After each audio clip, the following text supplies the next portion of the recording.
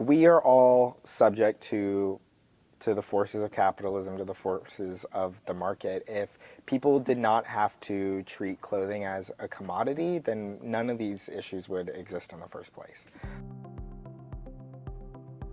My name is Andrew. I am a sophomore political science major, and I minor in peace and social justice studies. I co-chair the Young Democratic Socialists of America at Texas State. I'd say probably half my wardrobe is probably thrifted. A lot of times I'll just go to like the thrift stores on the square. I like the kinds of clothes that they curate. It's definitely not because of the prices, because they're upcharging for both for just choosing the pieces themselves, I guess, and then also just because, you know, there's the market to upsell. Thrifting and thrift stores, you know, things like Goodwill and Savers and stuff are kind of a lifeline for working class people to be able to get their clothes. You know, a lot of people can't afford new clothes and they shop secondhand. And you see the prices increasing not just at like, you know, these curated thrift stores and these like indie ones, but at like Goodwill and Savers themselves, because they know that there's this, you know, upselling market, and so they feel like they can raise prices themselves as well. So when people are upsellers, the way that they get those clothes by and large is they spend their times digging through cheaper thrift stores, through Goodwill bins or regular Goodwills, or just wherever they can find cheaper clothes. They get them at that cost, and then they upsell them to, you know, people in their own business. So, you know, like the, you know, Goodwill or whatever, they're seeing these, you know, resellers come in, buy up these large amount of clothes, and they're saying, okay, this is a new market for us to target. We can raise the prices because these people are raising prices. You know, you're taking something that was given to Goodwill for free and then sold by Goodwill for a lower cost, and then taking that lower cost and doubling or tripling the price and then putting it back on this thrift market at, you know, a higher cost. So I don't think it's black and white. Like, I don't think that, you know, people who are resellers, you know, have a Depop shop or something, that they're like out to kill consumers, or that they're trying to price gouge people, at least intentionally. And yeah, a lot of people who do resell clothes are, you know, they're bringing clothes to a second market that wouldn't have existed in the first place. Like, it is, you know, like furthering the market and introducing, you know, these sales to other people, potentially preventing some clothes from ending up in like landfills or waste. That, like, it's also a problem on the part of, you know, like the original thrift stores themselves, like Goodwill and stuff, you know, where they could be, instead of, you know, throwing the clothes that don't get sold at the bins into landfills, they could be donating those clothes that are at least still usable to, you know, women's shelters or homeless shelters, or, you know, somewhere where people can use them and get some kind of use out of them without hurting the environment. You know, resellers are doing what they feel that they have to do in order to survive, to pay rent, to make food. But then in turn, in like taking part in that cycle, they're also, you know, making things harder for poorer people who rely on the original thrift stores. But yeah, like we're all subject to the same system, and we're all playing a role in it, in upholding it and reinforcing it. And in the end, it's at the top, you know.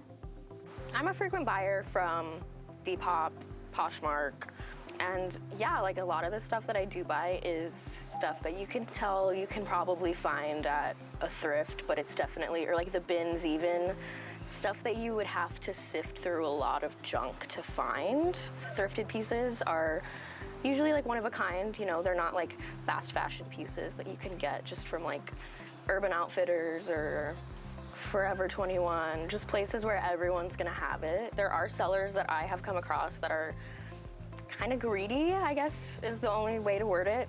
They're not willing to negotiate a price or, you know, go down on the price for whatever reason. But there are sellers that sell things that I think are priced reasonably. A lot of the people that are going online on Depop, on Poshmark to find stuff, you know, they're looking for stuff that they can style because they care about style. And a lot of people are willing to, you know, pay for it. I do think that Some of the prices at thrift stores have gone up, but I don't think it's necessarily because of resellers. I think it just is because our generation kind of has that same mindset that they know that the more unique pieces are going to be at a thrift store. For people that can only afford to shop at thrift stores, I feel like a lot of them, even though of course they are people that still have a style that they want to abide by, or a personality that they want to express through their clothes, I feel there's so much always at thrift stores that if you're just willing to go through them, you'll find stuff. And of course, I think prices everywhere at any store have raised over the last couple of years. So even for anybody, it's hard to sometimes make room in their budget. But I do think a lot of families are usually, parents shopping for kids for back to school. They're usually the people that can only shop at the thrift store. And of course, it is a little bit harder when families have kids that they have to shop for back to school, and they see t-shirts, polos, button-ups that are a little bit higher priced. So they are affected by it, but I don't think that it is resellers' fault. Like I said, I think it's just businesses know that our generation like to thrift, so the prices go up. My name is Eric. I am a sophomore at Texas State University, and I'm an environmental studies and geography resource major. I got started doing Depop just kind of like as a fun way to just get rid of clothes and like make some money off of it. I like shop a lot, so usually what I do is like whatever doesn't really fit me anymore or it's not really my style, I kind of just sell on there. I like using Depop just because it's a lot more easier, and I'd say it's a lot more user-friendly, especially for buyers and sellers, I think. So what my process is I get, a t-shirt, pair of pants, jeans, whatever. You have to take pictures for it. Some people like to edit their photos, whatnot. I just kind of like make sure the lighting is good, you can see everything. I like to take pictures of the front, the back, and like sometimes the tag that has like the brand or size just to like, I don't know, just to be sure. Once I finish that, I upload it, make a little like description kind of the item. If it's like a men's, women's, or if it's like oversized, the color, kind of like the condition it's in too. And then once I do that, I kind of just like do that for the rest of the items I do. And then once someone purchases an item, Depop sends me a notification and an email, and it sends you the shipping label. So then once you get the shipping label, I personally like to go to like my apartments. We have like a computer lab, so I just print it there because I don't have a printer and I don't feel like going all the way to campus. So I print out a label that they send me, and it already has all their information. It's already prepaid. Get the item, I have like little like packaging slips, like depends on the item. If it's like a t-shirt or like a top or shorts or something, then they can fit in there.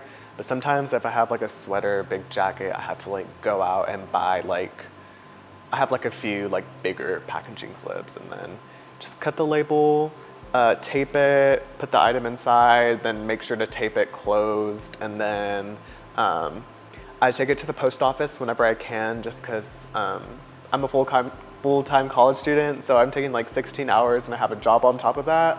But luckily, my job is right next to the post office. So sometimes, like right before I go to work, or if I'm on my break or something, I can just like go in there before and drop it off and then go to work. So, and then Depop like changed the rules, so once the item is like delivered to the buyer is when you receive that money. I think that like fast fashion and just like our society today is just like really focused on like consumerism, wastefulness, just like always getting in new stuff. So I try and be very sustainable when it comes to selling my clothes, like buying my clothes, like where it comes from. I try to incorporate a lot of that whenever I'm selling, or just like in my daily life in general, just because I've been learning a lot about that in a lot of my classes. So trying to be sustainable and help the planet in any way I can is really important to me.